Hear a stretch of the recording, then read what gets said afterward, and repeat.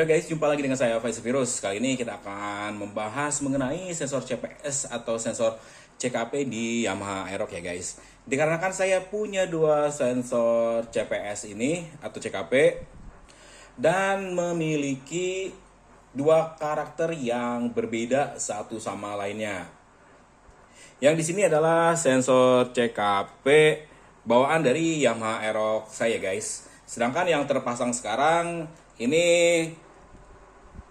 merupakan sensor CKP dari spool yang baru ya guys. Karena di September 2020 saya sempat melakukan penggantian satu set spool dikarenakan spool bawaan motornya kawatnya putus ya.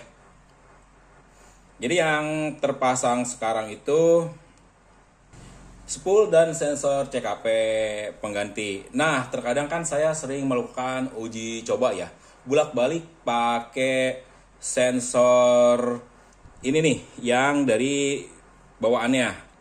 Karena pengen ngetes aja si sensor bawaannya ini masih bagus atau enggak. Ternyata emang masih oke ya guys. Masih bisa dipakai walaupun ternyata setelah saya coba si sensor CKP ini memiliki karakter yang berbeda ya dengan yang sekarang dipakai.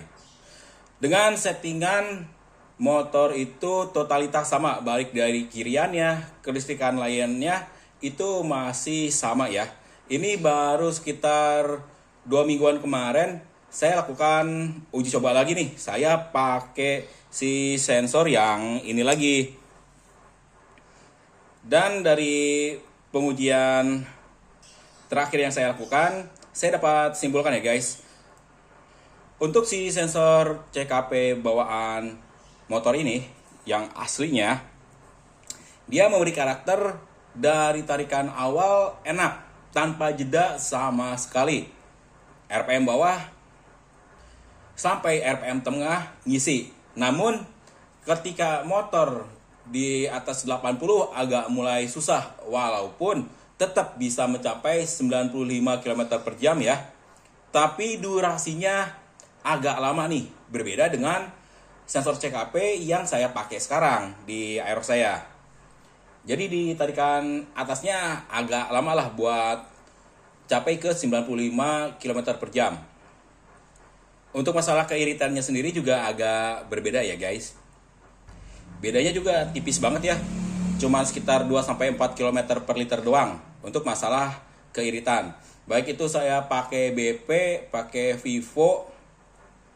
Untuk keiritannya bedanya tipis banget ya.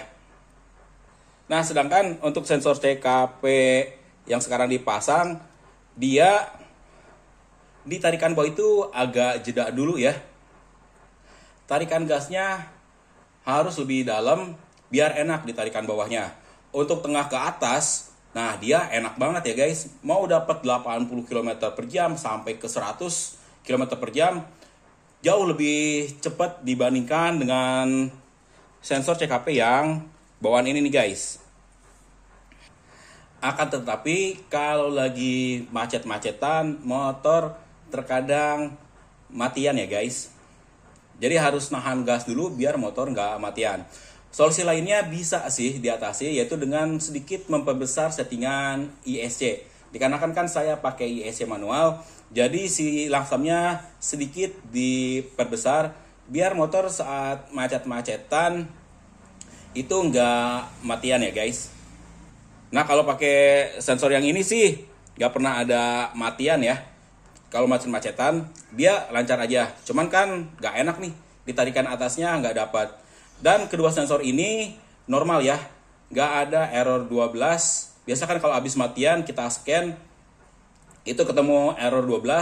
Ini enggak ya guys, nggak ada error 12 sama sekali.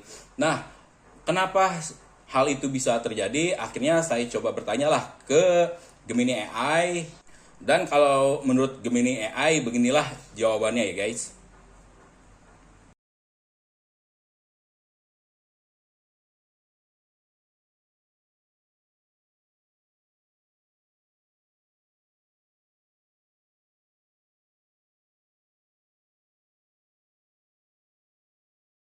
Jadi begitu ya guys menurut Gemini AI. Kenapa si sensor CKP punya saya memiliki karakter yang berbeda-beda satu sama lainnya. Yang satu enak ditarikan bawah sampai tengah, sedangkan yang satu lagi enaknya itu dari tengah ke atas. Ditarikan awalnya harus lebih dalam dulu nih baru enak. Kalau dari Gemini AI kan kita dijelaskan secara teknisnya mengapa semua itu bisa terjadi ya guys. Jadi bisa kita pahami nih yang menyebabkan perbedaan karakter motor dengan kedua sensor CKP yang saya punya ini ya guys. Mudah-mudahan video ini bermanfaat ya buat kalian mengenai sensor CKP di Yamaha Aerox. Oke guys, segitu dulu ya video kali ini. Kurang dan lebihnya saya mohon maaf. Sampai jumpa lagi di video saya selanjutnya.